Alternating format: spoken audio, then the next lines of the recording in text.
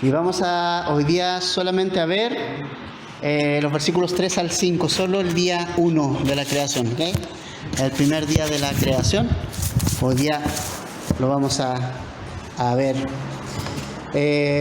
Bueno, vimos la semana pasada, hicimos una pequeña introducción y vimos los dos primeros versículos. Y dijimos que Génesis no solamente era un libro de historias antiguas, sino que Génesis era el cimiento de toda la Biblia. Y en sus páginas nosotros encontramos la raíz de todas las cosas y también encontramos el origen de todas las cosas. Vimos que su nombre significa origen y que por lo mismo en el Génesis tenemos el origen de todo. Y en sus páginas encontramos entonces el origen del universo, la vida en todas sus formas, la creación, todo lo que observamos y vemos en la naturaleza, todo lo que nosotros vemos en el universo. Está el origen del matrimonio, está el origen del lenguaje, está nuestra identidad, todo está allí en este maravilloso libro. Vimos también que la Biblia asume la existencia de Dios eterna, que Él no fue creado por nada, Él es autoexistente, entonces Él no fue creado por nada ni por nadie, ni el Padre, ni el Hijo, ni el Espíritu Santo. Ellos coexisten desde siempre y por siempre. Vimos que la palabra que se usa en el capítulo 1 para referirse a Dios es Elohim, que es una palabra que significa, es para referirse a Dios, significa Dios, ¿verdad? Pero está relacionado también al plural, es decir, que más de una persona, ¿no?, está allí creando, Padre, Hijo y Espíritu Santo. Y vimos también que en el Nuevo Testamento y el mismo Jesús ratifican y confirman el libro de Génesis. Jesús hizo muchas referencias al diluvio, al matrimonio, a la creación. Entonces, Génesis ha sido validado por el propio Jesús, que es el Hijo de Dios. Entonces, lo que nosotros vamos a ver hoy es la continuación. Vimos que en el verso 2, ¿verdad?, a pesar de que Dios creó la materia prima y todo lo necesario para iniciar la construcción, el Espíritu Santo estaba moviéndose allí sobre este material que estaba allí, y el Espíritu Santo dijimos que se movía allí, y eso significa que estaba como empollando. ¿Se acuerdan que vimos que esa palabra se movía sobre las aguas o sobre el abismo? Significaba que el Espíritu Santo estaba empollando, es como si estuviera cuidando el material para la creación que iba a dar lugar en los próximos días o al próximo día. Entonces, vamos a leer hoy día los versículos 3 al 5 primeramente. Dice: entonces dijo Dios, sea la luz, y hubo luz. Dios vio que la luz era buena, y Dios separó la luz de las tinieblas, y Dios llamó a la luz día, y a las tinieblas llamó noche, y fue la tarde, y fue la mañana, un día. Bueno, entonces necesitamos recordar que el Señor lo primero que hizo fue crear el tiempo. Cuando dice en el principio, vimos que Dios creó el tiempo como primera cosa. Empezó a cronometrar desde el versículo 1, cuando Dios dice, aquí comienza todo, en el principio. El principio no de Dios, el principio no del Padre, del Hijo ni del Espíritu, sino que el principio de las cosas que nosotros vamos y vemos delante de nuestros ojos. El principio de eso, empezó a correr el tiempo. Y luego dice que creó Dios los cielos y la tierra, que los cielos es el espacio y la tierra la materia. Entonces, esto concuerda con todo el mundo de la ciencia, con todo el mundo de la física, que nos dice que obviamente para que las cosas lleguen a existir y se sustenten, necesita esas tres cosas. Necesita el tiempo, necesitó tiempo, se necesitó el espacio y se necesitó la materia. Entonces, estos tres elementos hasta ahora estaban ahí. El agua también, porque cuando en la palabra abismo también es agua, entre los cielos y la tierra también está el agua presente. Y estos elementos están allí. Entonces, lo que está pasando en esto, antes del versículo 3, es que Dios, recuerden ustedes, creó de la nada. Recordemos que el verbo que Dios, o que se utiliza allí en el hebreo para crear, es vará, que es traer a la existencia de la nada. Entonces, lo primero que hizo el Señor fue traer a la existencia el material que iba a necesitar para hacer esta creación. Es como hoy día podemos ver un maestro constructor, ¿verdad?, que tiene pensado hacer una construcción, un edificio, una casa.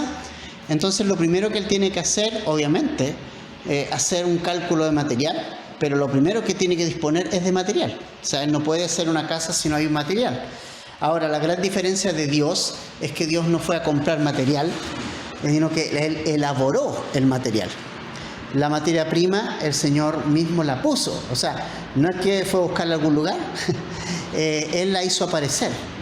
Entonces, pero dejó, como en toda obra, ¿cierto? Es como que llegó el constructor, voy a hacer una casa, entonces dejó el ladrillo en una parte, dejó el cemento en otra, tapadito para que no se moje, puso la arena, el ripio, todo lo necesario lo dejó ahí, listo, ¿no?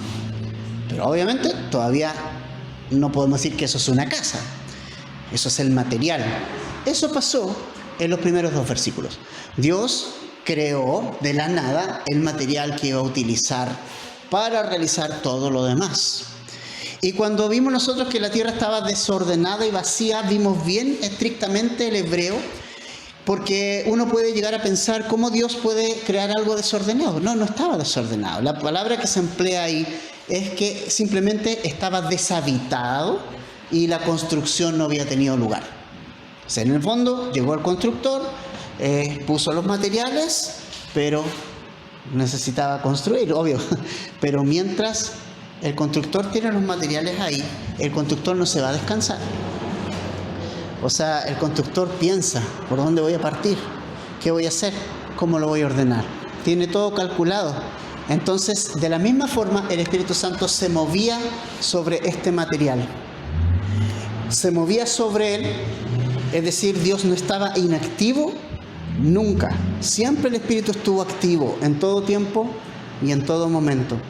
Y eso es muy importante porque nosotros veíamos, ¿se acuerdan? Que a veces puede nuestra vida parecer que está en nada. Parece ser que nuestra vida es como estos ladrillos y material tirado en esta construcción y parece ser que nunca va a empezar la construcción.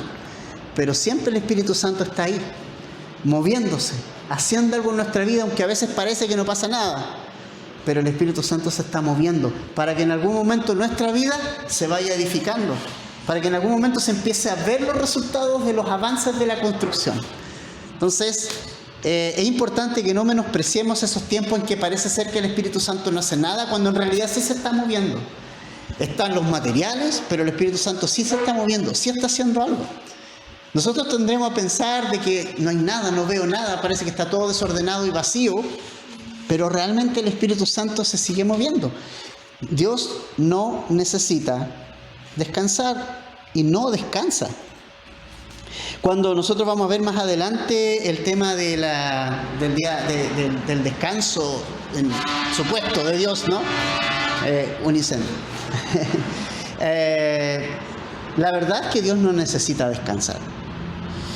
El séptimo día Dios dice que reposó de las obras que había hecho, reposó es decir, no siguió creando. Pero no significa que haya ido a tomarse unas vacaciones, porque Él no las necesita. Él siempre está activo, Él siempre se está moviendo en nuestra vida. Entonces a veces pensamos que claro, el Señor se está en unas vacaciones a veces, porque a veces no lo vemos, no lo sentimos en nuestra vida. Pero no significa que Dios esté ausente. Es como cuando los discípulos estaban en el mar, en la tormenta, ¿se acuerdan? Y Jesús estaba dormido, ¿se acuerdan? Ahora uno puede pensar, estaba dormido, ¿no? Pero estaba. Jesús sí estaba durmiendo, pero estaba. Su presencia estaba activa y Él sabía lo que estaba pasando. Nunca perdió el control de lo que estaba pasando. Entonces, eso pasó en el versículo 2, ¿ves? Que la tierra estaba desolada, obviamente era solo materia prima, pero aún así el Espíritu Santo estaba allí, es como empollando, como esperando la orden del Padre para que las cosas comenzaran a aparecer. ¿Ya? Entonces, el Espíritu Santo se estaba moviendo allí. El Señor, familia, nunca pierde el tiempo con sus hijos. Él siempre está haciendo algo en nuestra vida. Nos está continuamente moldeando y haciendo más parecidos a Jesús, aunque a veces no lo parezca. Sí lo está haciendo. Sí lo está haciendo, lo podemos ver. ¿Ya? Ahora, Dios entonces creó primero todo lo necesario para lo que va a hacer durante estos 7 días restantes. ¿Ah? Es decir, el constructor trajo el material necesario, lo hizo aparecer, con lo que va finalmente a hacer y diseñar todo lo que nosotros vemos delante de nuestros ojos. Él va a comenzar a diseñar. Me gusta el diseño, soy un aficionado al diseño, no es mi profesión, pero me gusta. Me gustan los logos, me gusta hacer cosas, me gusta esto mucho. Y también veo esa beta en Dios, en nuestro Señor. Él es muy, muy, muy creativo. Es cosa de mirar lo que vemos, ¿no? El cielo y todo. Qué increíble los colores. Realmente no es aburrido. Si alguien pensaba que Dios era aburrido, mira la creación. No encuentro nada aburrido lo que vemos. Realmente es impresionante cómo es de creador y creativo nuestro Señor, y cómo el Señor es tan específico con todas las especies que Él va a crear. Bueno, no quiero adelantarme, pero ¿han visto a los pájaros carpinteros alguna vez en su vida? Yo creo que muchos hemos visto pájaros carpinteros una vez en su vida. Usted sabe que el picotazo del pájaro carpintero le haría saltar los sesos. ¿Pero por qué no se los hace saltar? Porque es un golpe fuertísimo. Es capaz de moler un tronco duro y hacerle un tremendo hoyo. Y solo con la fuerza de la cabeza. O sea, es como si nosotros nos pegáramos cabezazos con la pared. O sea, terminaríamos más mensos de lo que estamos.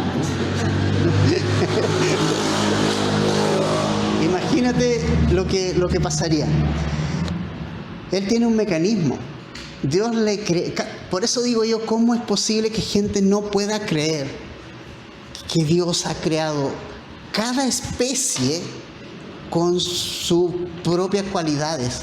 Él tiene una forma, dentro de la cabeza, el pico tiene una forma así, redonda, y que no le llega acá.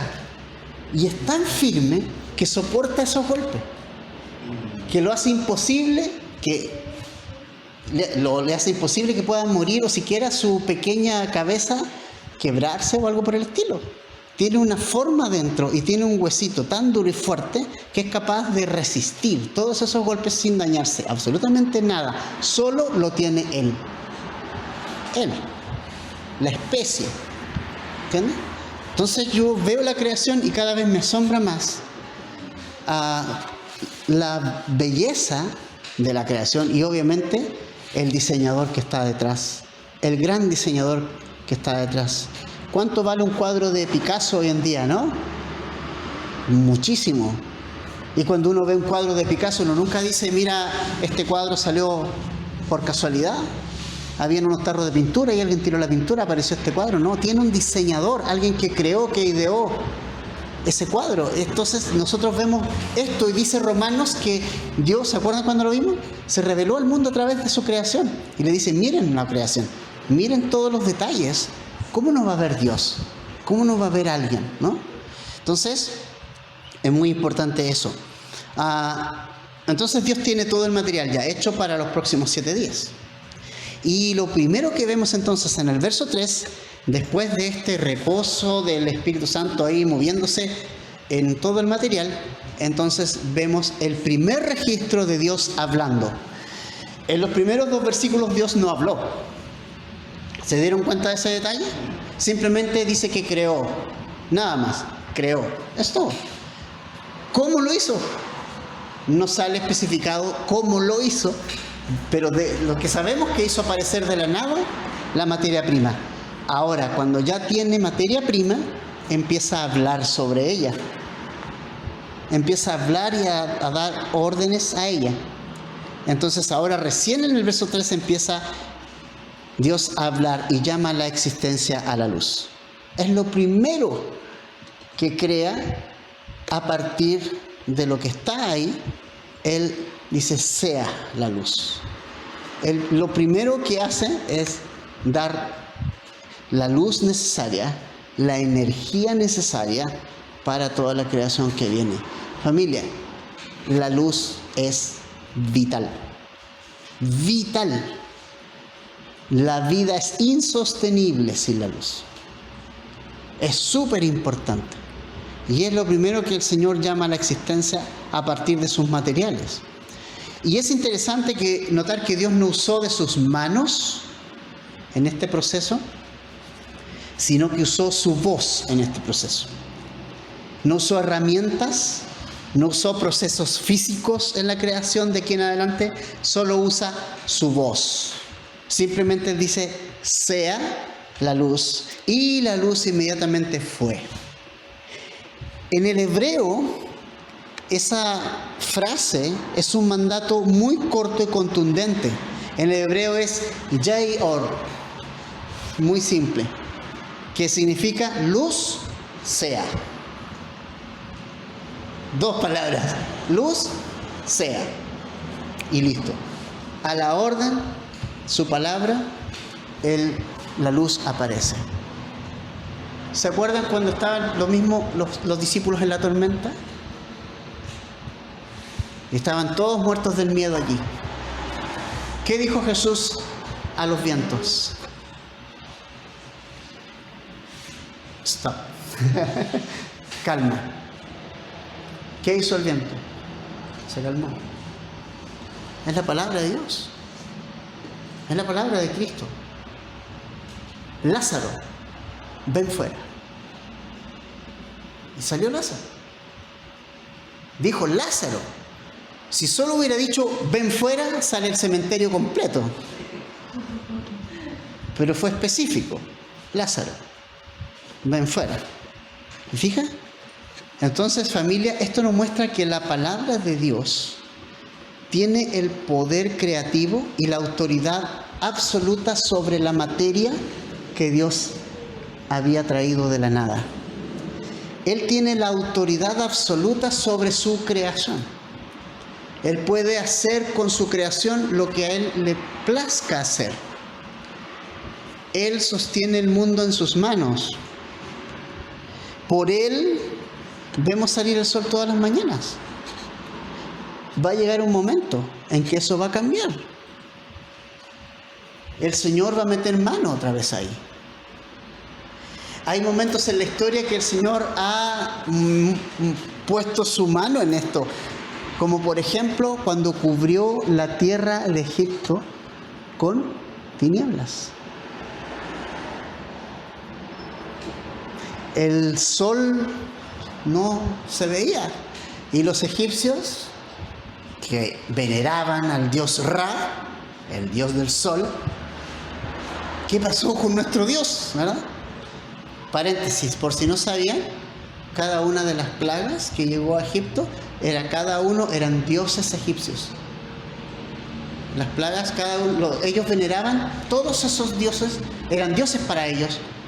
Por ejemplo, las langostas, la agricultura, las ranas, el Nilo, eran dioses para ellos. Entonces las plagas venían a mostrar la superioridad total de Dios sobre todo lo que había en la tierra.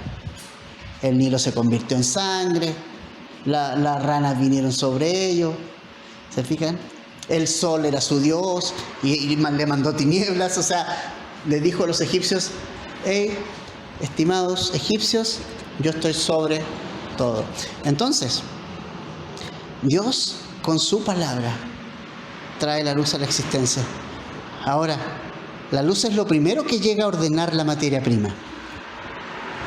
Es decir, todo eso que había como vacío, desorden, sin nada, la luz entra a darle otro toque a esto, ¿no? Viene a aparecer la vida.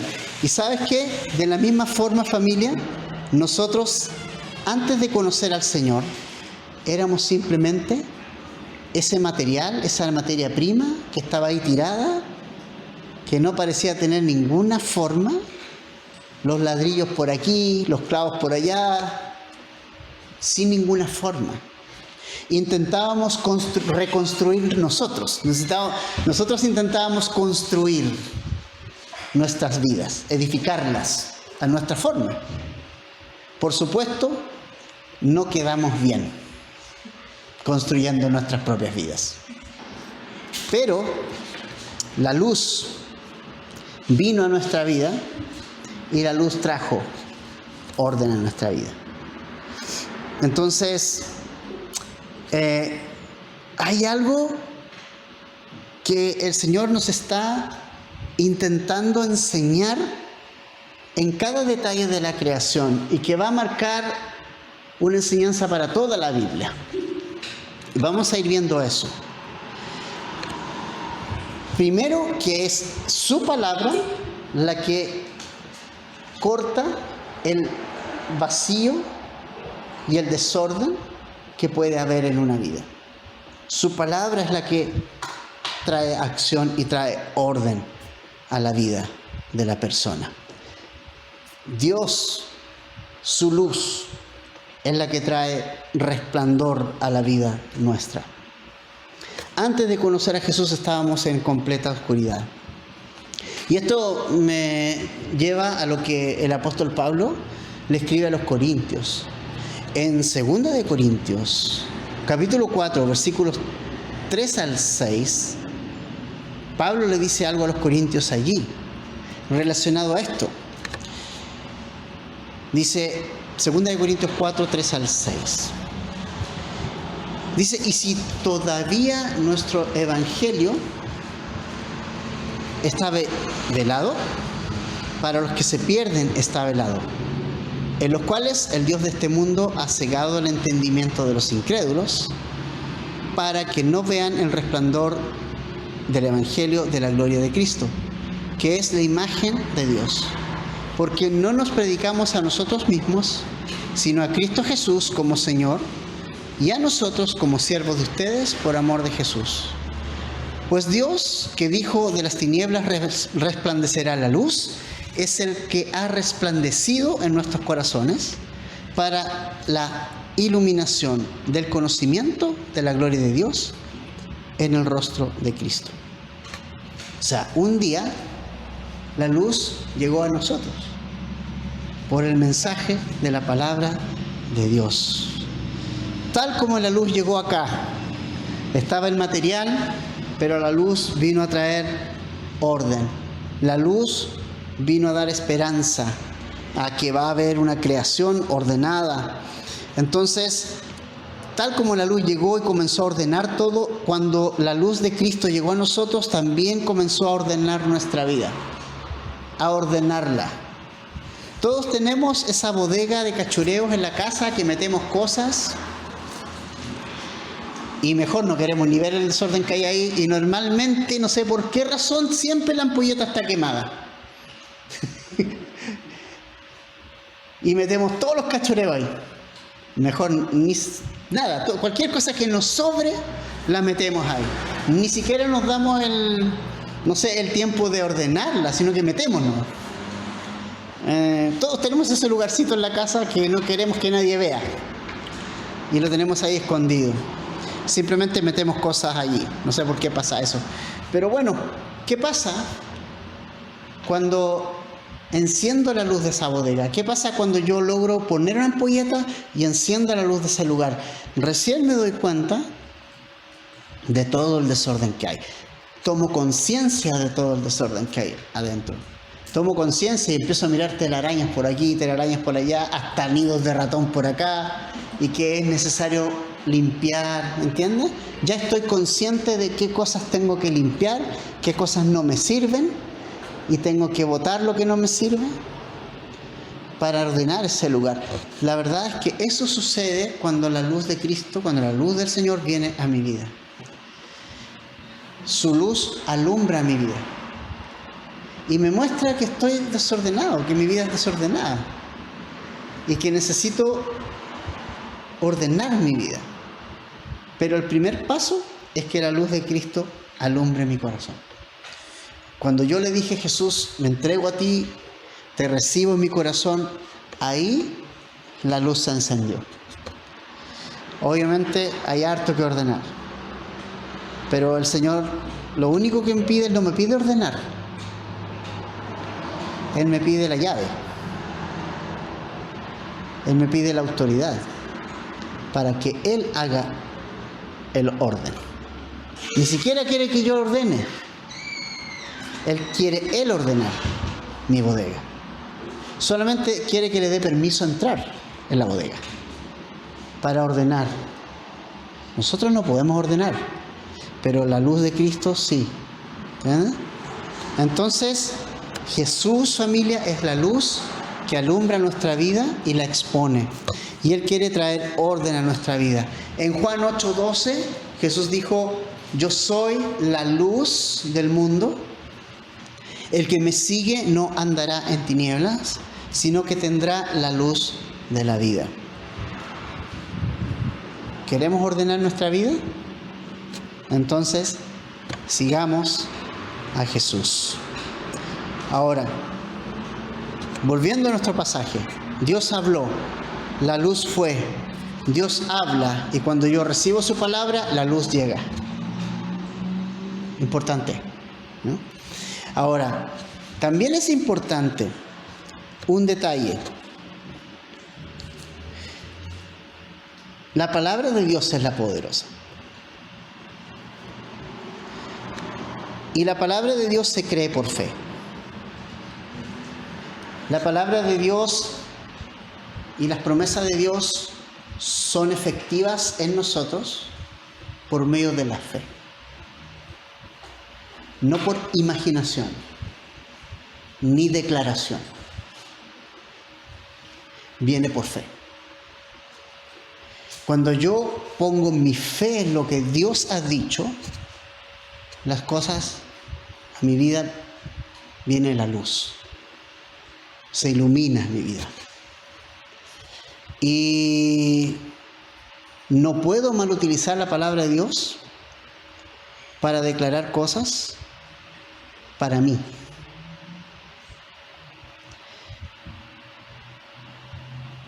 Dios no recibe órdenes de nadie. Tengo esa mala noticia. Ni menos de un ser creado. Él es quien da la orden. Él es el creador. Isaías 45:9 dice: ay del que contiende con su hacedor. El tiesto entre los tiestos de la tierra, dice: dirá el barro al alfarero, ¿qué estás haciendo? O tu obra dirá: él no tiene manos. O sea, lo que nos corresponde a nosotros es creer su palabra. Cuando nosotros creemos su palabra, la hacemos real en nuestra vida. Es real para nosotros. Todas las personas que se acercaron a Jesús, y la gran mayoría de ellos eran personas rechazadas. Si tú analizas todas las personas que se acercaron a Jesús, la mujer con flujo de sangre, rechazada. Rechazada, o sea, no podía ir al templo, no podía nada, no podía tocar a nadie. Su fe. ¿En quién? Si ese es el punto, no en qué. ¿En quién? Cristo. Su autoridad. No la vestimenta. Porque para ellos la vestimenta era significado de autoridad.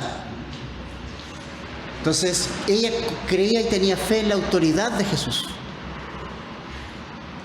Y entonces dijo: yo basta con que toque la autoridad de Jesús, con que sea real para mí, con fe.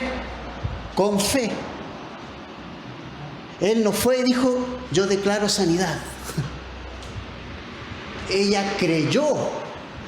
Eso le dio sanidad. La fe en Jesús y su autoridad. Entonces Jesús por eso quedó sorprendido. ¿Quién me tocó?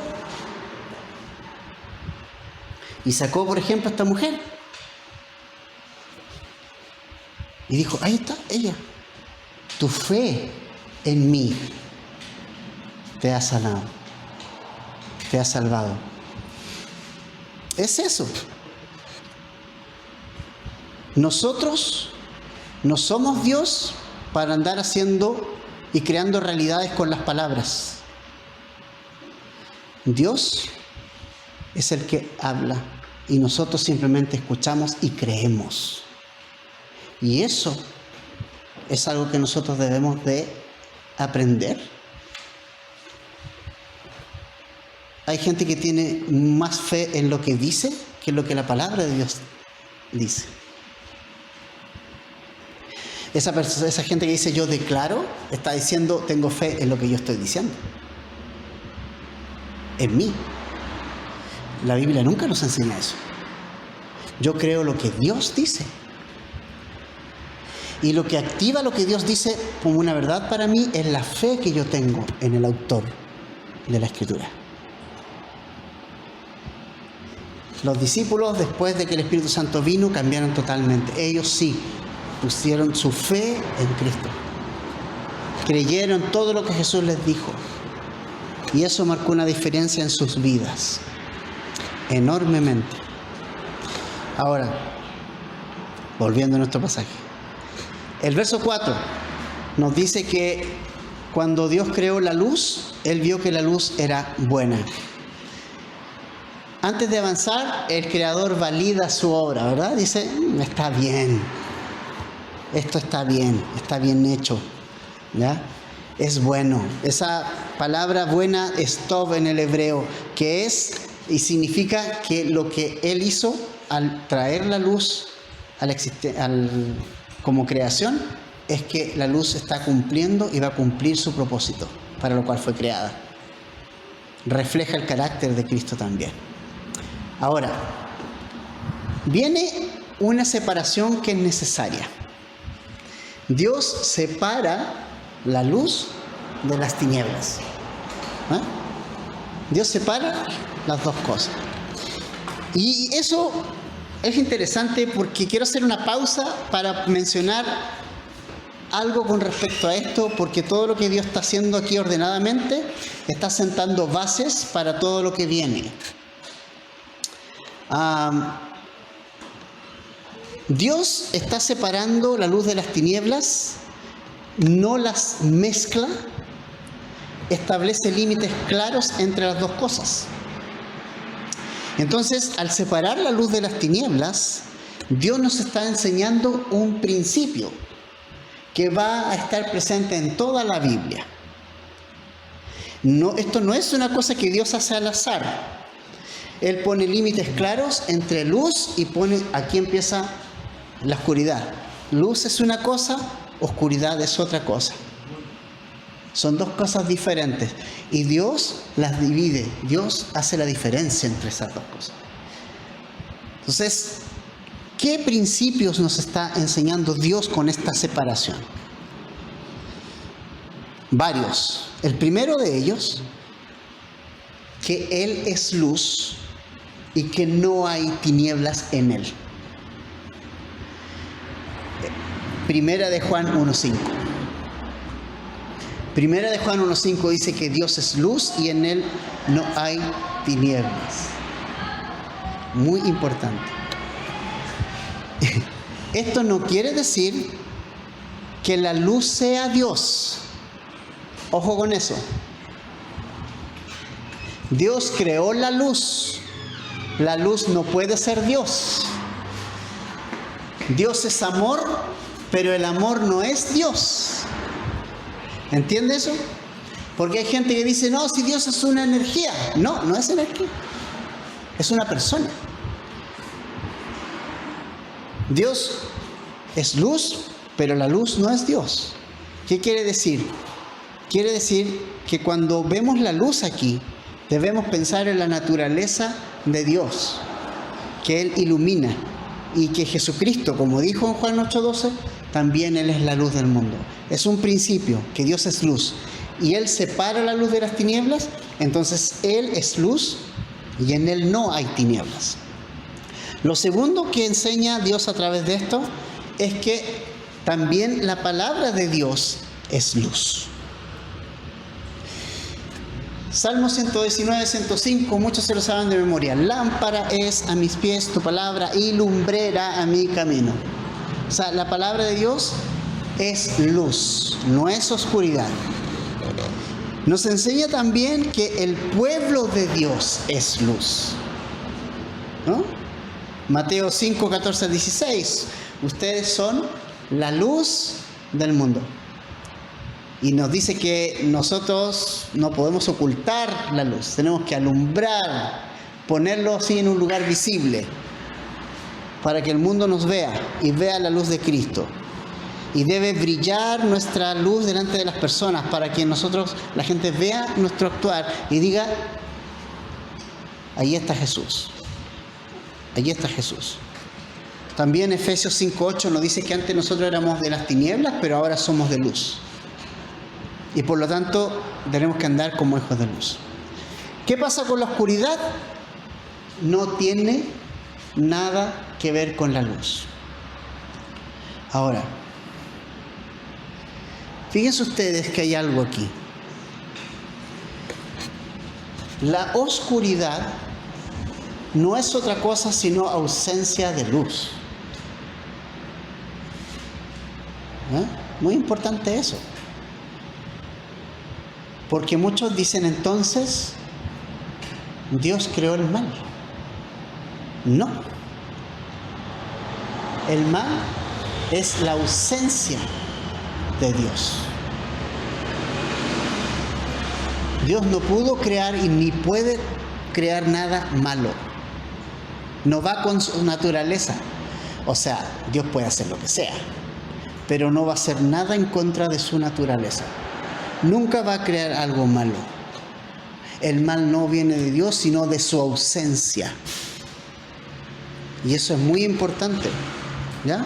Entonces, Dios separó la luz de las tinieblas para mostrarnos que entre la luz y las tinieblas no hay nada en común. Nada. Nada en común. De hecho, las tinieblas se asocian normalmente a Satanás, ¿verdad? A la oscuridad, a la maldad, a la muerte, a la ignorancia espiritual. Se asocia a eso.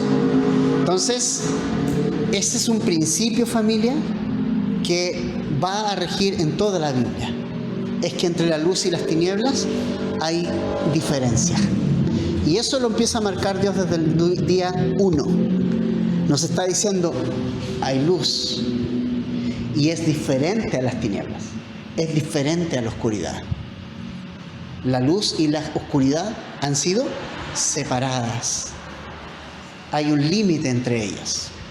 Por lo tanto, el que anda en luz no anda en oscuridad. Y el que anda en oscuridad no anda en la luz. Y hay mucha gente que anda en oscuridad. Porque quien nos hace andar en luz es Jesús, que es la luz del mundo.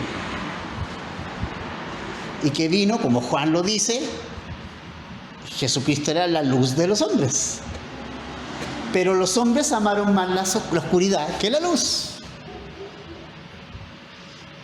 Y luego dice, la luz resplandece en las tinieblas y hace visible todo lo que somos, tal como la bodeguita. Y por eso el hombre no quiere ir a Jesús, porque sabe que si va a Jesús le va a mostrar todo lo que es y todo lo que necesita de Dios. ¿Entiendes? Entonces, esto de la creación es algo que Dios senta bases, crea cosas, pero además nos enseña un principio que va a estar en el resto de la Biblia, y es que la luz y las tinieblas no conviven. Se separan. ¿Ok? Fíjate, como que solamente hablando de la creación tú puedes ver todo esto en la Biblia. Y que va a estar en toda la Biblia, desde principio a fin, ¿no? Ahora, finalmente, familia, nos dice el relato al final, en el 5, que fue la tarde y la mañana del día 1. Ahora, tú dices, pastor, pero si no hay sol, no hay luna, ¿cómo es que entonces hay una tarde y hay una mañana?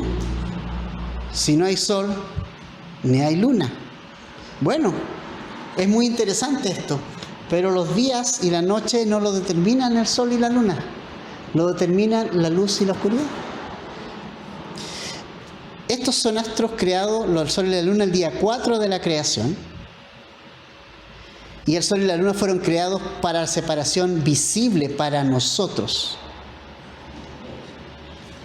Y para señales para nosotros. Yo sé que es de día porque veo el sol y yo sé que es de noche porque está la luna. Dios no necesita eso.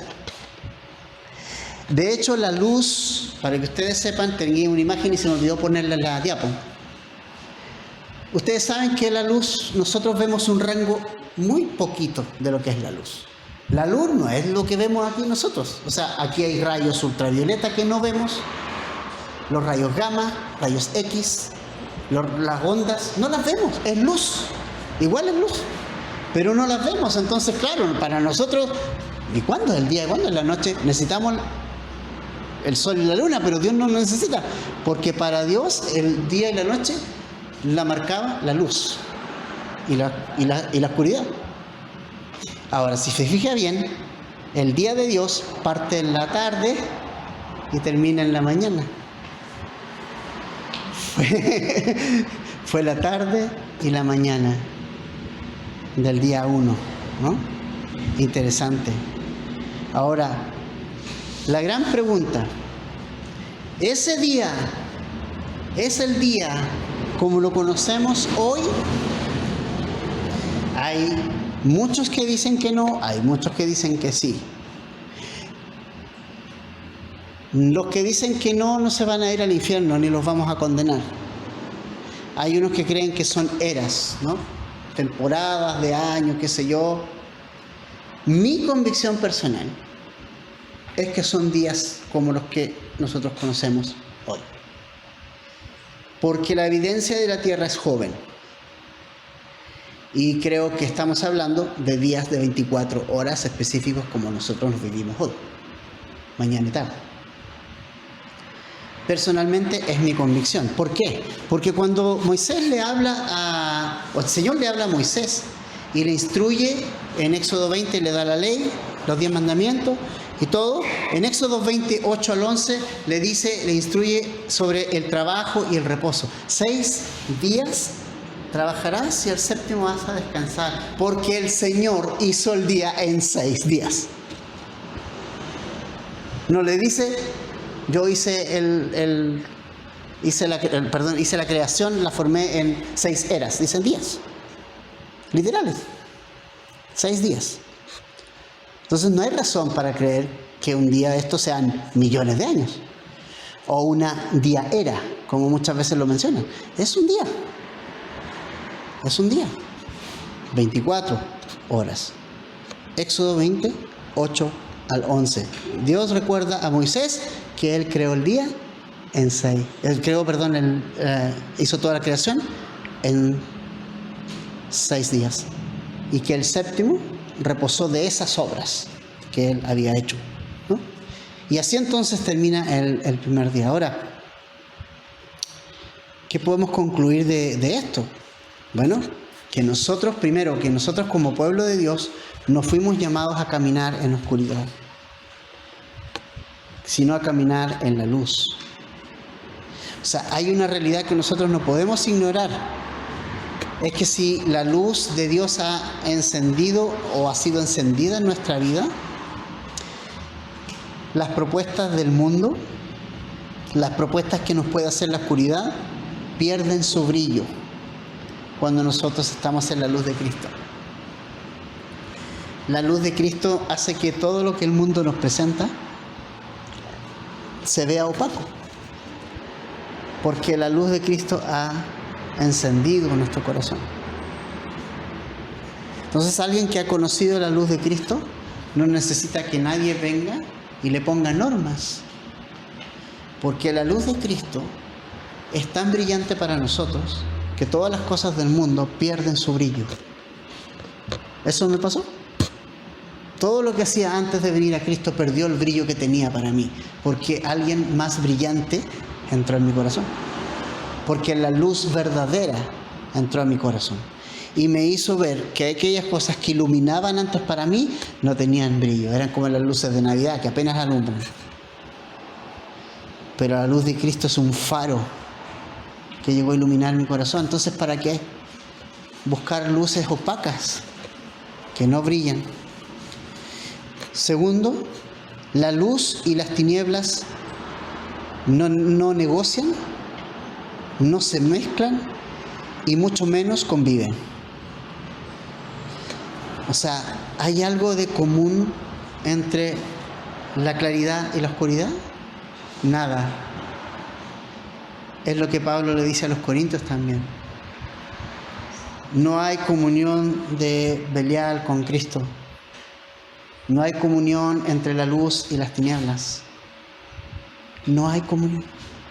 Son dos cosas absolutamente distintas y opuestas. No hay en común nada entre la claridad y la oscuridad. Por lo tanto, familia, nosotros no estamos aquí para congraciarnos con el mundo ni para buscar su aplauso.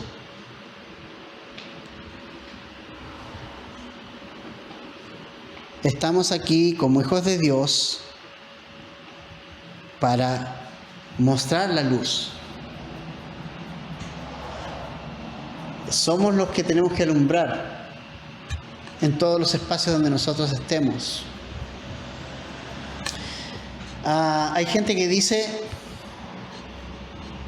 la iglesia necesita salir de las cuatro paredes.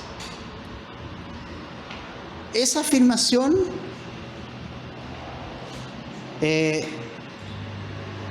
puede llegar a ser tan verdadera como falsa. ¿En qué sentido?